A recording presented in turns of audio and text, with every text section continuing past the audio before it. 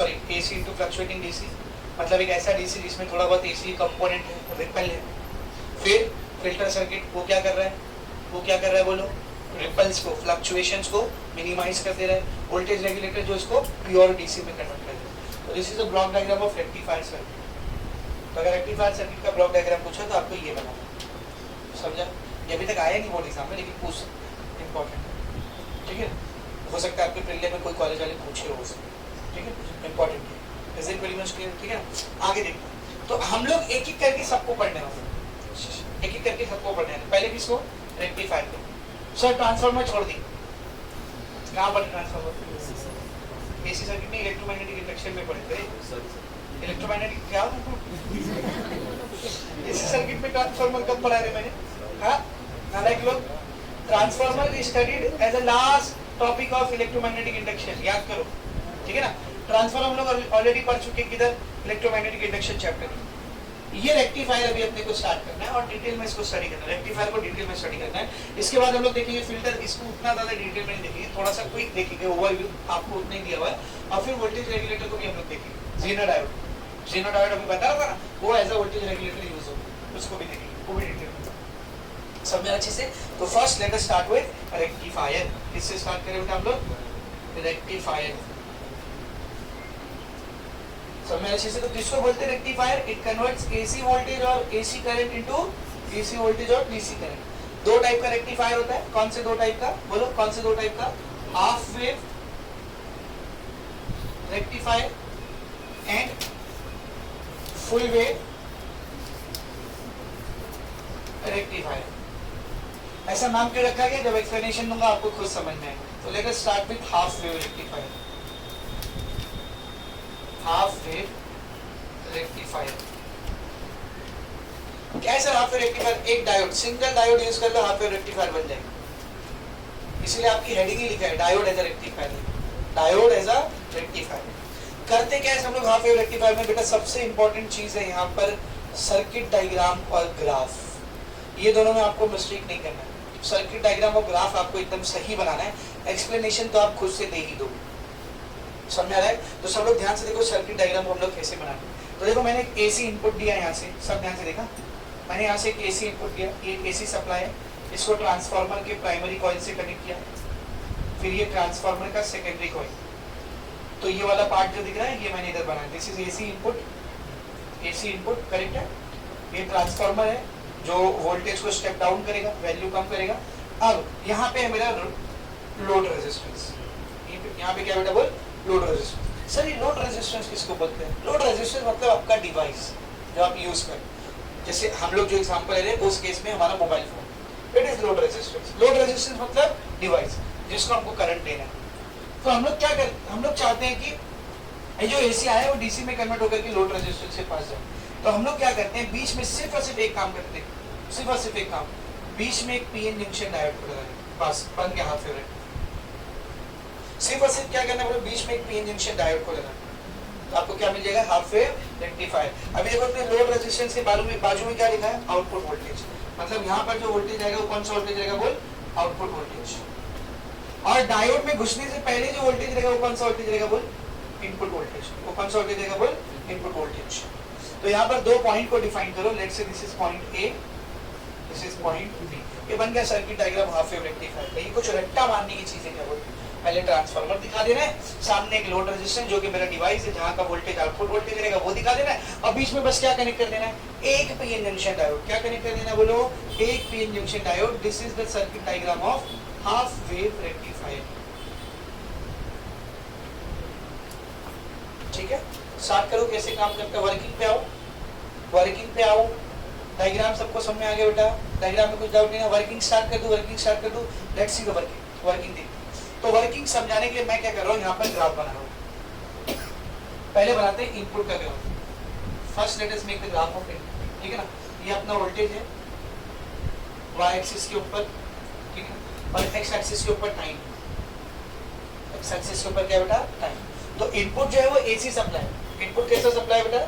AC supply. तो AC supply का graph कैसा बनता है बेटा? एसी सप्लाई का ग्राफ कैसा बनता है? देखो, साइनोसाइड। एसी सप्लाई का ग्राफ कैसा बनता है? देख, साइनोसाइड। अब आउटपुट का सप्लाई का ग्राफ बनाते हैं, क्या आउटपुट में कैसा सप्लाई बनेगा, ठीक है ना? तो सेम वाई एक्सिस के ऊपर मैंने वोल्टेज ले लिया, वाई एक्सिस पर वोल्टेज, एक्स एक्सिस पर टाइम, सेम उसी टाइम को हमको देखना है जो यहाँ पर था।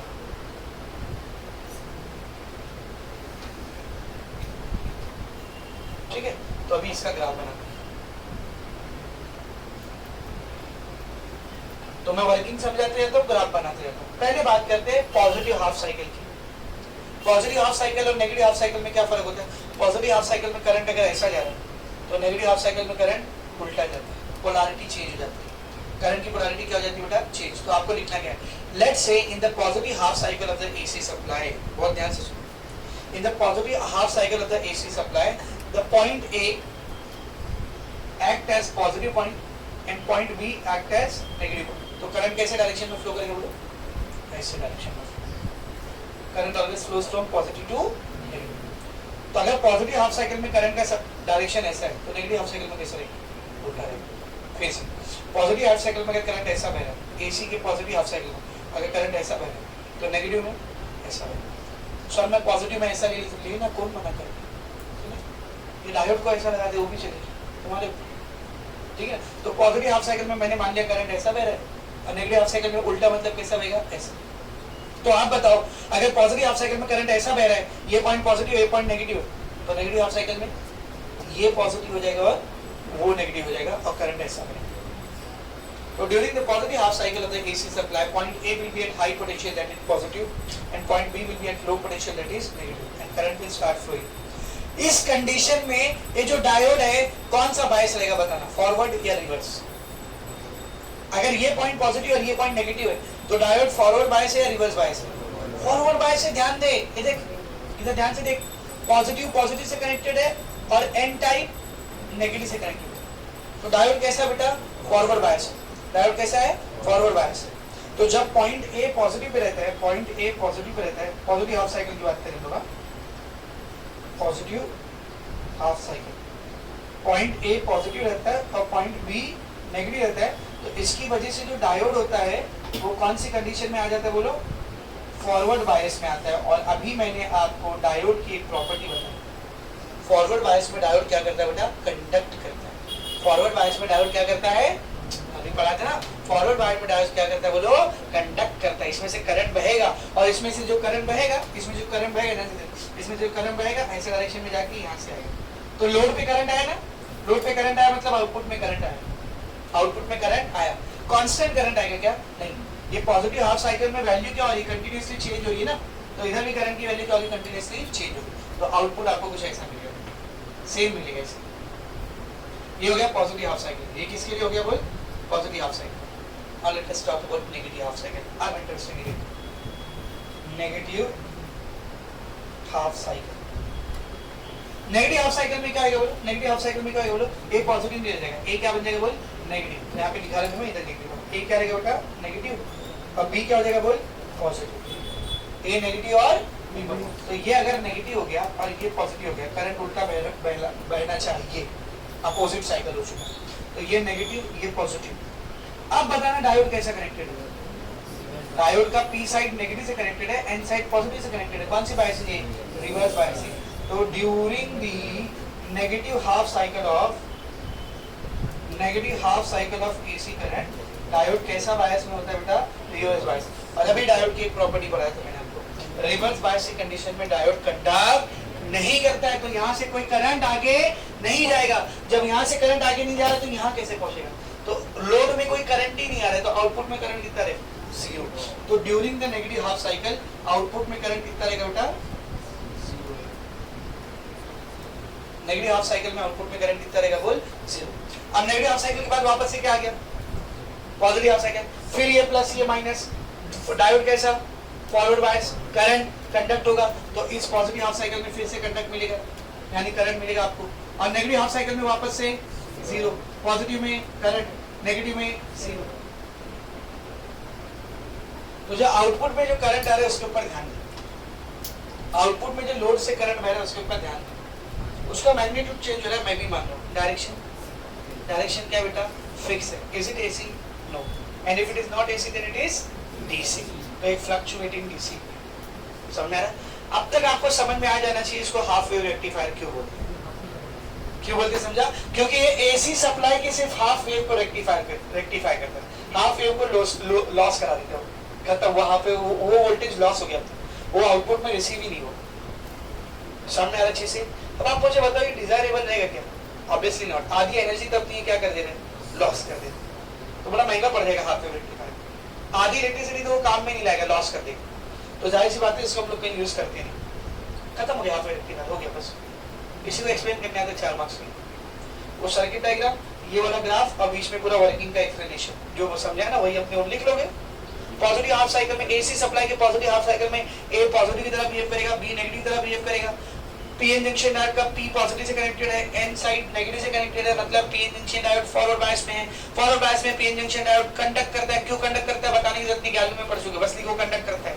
फॉरवर्ड बायस में कंडक्ट करता है रिवर्स पीएन जंक्शन डायोड, तो करंट फ्लो करेगा, आउटपुट से करंट आएगा, that's why we will get a graph या फिर output curve in the graph. During the negative half cycle of the AC supply, AC supply के negative half cycle में A negative हो जाएगा, B positive हो जाएगा। PN junction diode का B P side negative से कनेक्टेड रहेगा, N side positive से कनेक्टेड रहेगा। डायोड कैसा है, reverse bias, and we know that diode does not conduct in the reverse bias condition.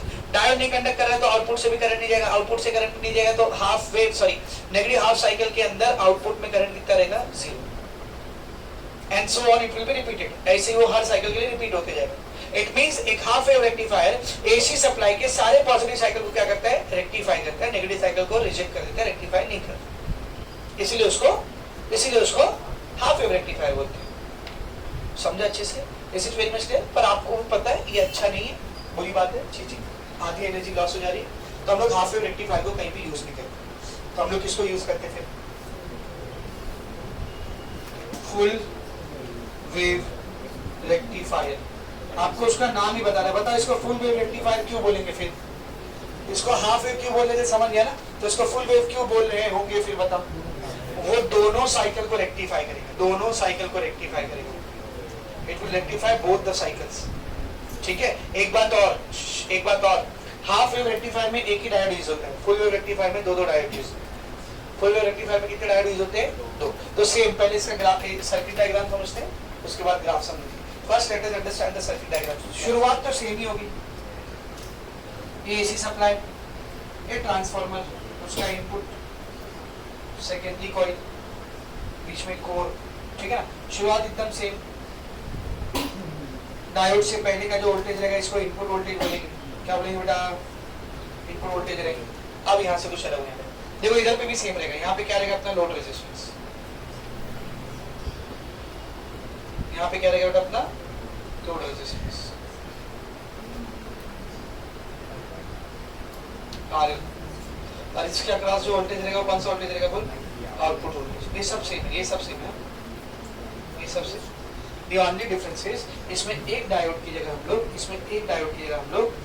2 diode लगाते हैं। This is your D1 diode 1, P type, N type. This is your D2 diode 2, P type, N type. और एक difference आपको और करना है, connection देखो कैसा करना है। मेन सबसे इंपॉर्टेंट पॉइंट ये जो आप भूल जाते हो, सब लोग ध्यान से कनेक्शन कैसा करना है, सब लोग देखिए बेटा।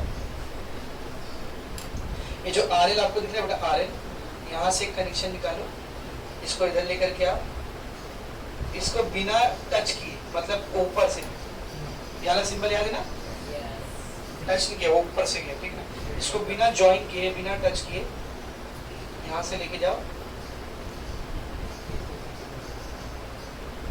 और ट्रांसफार्मर के पास रख कर, अब ये सर्किट कंप्लीट हो। नाउ दिस सर्किट इज, ठीक है? So this is the circuit diagram of full wave rectifier। सबको एकदम अच्छे से समझ में आ गया? बोलो क्या हो रहा है यहाँ पर, समझा बेटा?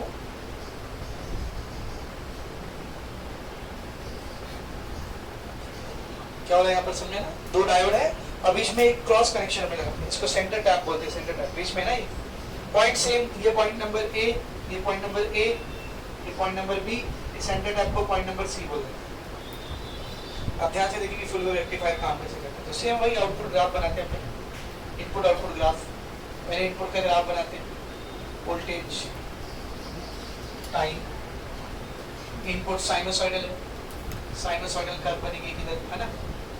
This will be a sinusoidal curve. अच्छा एक दो बार ना बोर्ड में खाली इनपुट आउटपुट का ग्राफ पूछे हैं, इनपुट आउटपुट का ग्राफ पूछा खाली बोर्ड में, हाफ वेव रेक्टिफायर का, कभी फुल वेव रेक्टिफायर का, कोई ग्राफ भी इंपॉर्टेंट है, ठीक है। चलो ध्यान से देखिए, यहाँ पर मैं बताता हूँ डायोड D1 जब कंडक्ट कर रहा है, D1 कंडक्ट, उसका ग्राफ कैसा बनेगा। जब डायोड D2 कंडक्ट कर रहा है, D2 कंडक्ट, उसका ग्राफ कैसे बनेगा। और फिर ओवरऑल आउटपुट दोनों को कंबाइन कर देंगे, ओवरऑल आउटपुट का ग्राफ कैसे बनेगा। वैसे देखा जाए तो D1 D2 कंडक्ट का जो ग्राफ है अननेसेसरी रिक्वायर्ड नहीं, और आपकी टेक्स्ट बुक में दिया करके मैं दिखा रहा हूँ। आपका मेन जो ग्राफ है वो इनपुट के बाद सीधा कौन सा ग्राफ है, आउटपुट। सिर्फ ग्राफ पूछा ना अगर तो इनपुट आउटपुट को ही बनाना, ये दो बनाना अननेसेसरी, बना भी दिए तो कोई बात नहीं चलेगा, ठीक है। समझ आया सबको अच्छे से, बोर्ड पर लिखे होना सबको।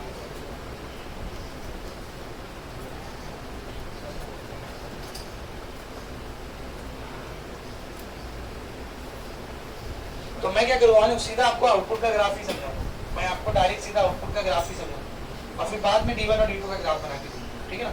तो मैं आपको सीधा आउटपुट का ग्राफ बताऊंगा, बाद में D1 D2 का ग्राफ समझते हैं, क्योंकि वो ज्यादा आसान है, सीधा आउटपुट का ग्राफ समझते हैं। तो पहले बात करते हैं कौन से साइकिल की, बोलो पॉजिटिव हाफ साइकिल। क्या होता है पॉजिटिव हाफ साइकिल में, बताओ पॉजिटिव हाफ साइकिल में क्या होता है, बोलो A पॉजिटिव पे रहेगा और B नेगेटिव पे रहेगा। तो पॉजिटिव हाफ साइकिल में, पॉजिटिव हाफ साइकिल में A पॉजिटिव है, B नेगेटिव है। इसकी वजह से होगा क्या, जरा ध्यान से देखना, इसकी वजह से होगा क्या, सब लोग ध्यान से देखिए, इसकी वजह से होगा क्या, A के पॉजिटिव और B के नेगेटिव होने की वजह से। पहले देखते हैं डायोड D1 को, पहले देखते हैं डायोड D1 को। डायोड D1 का पॉजिटिव किससे कनेक्टेड है, प्लस से, और नेगेटिव किससे कनेक्टेड है बेटा, माइनस से।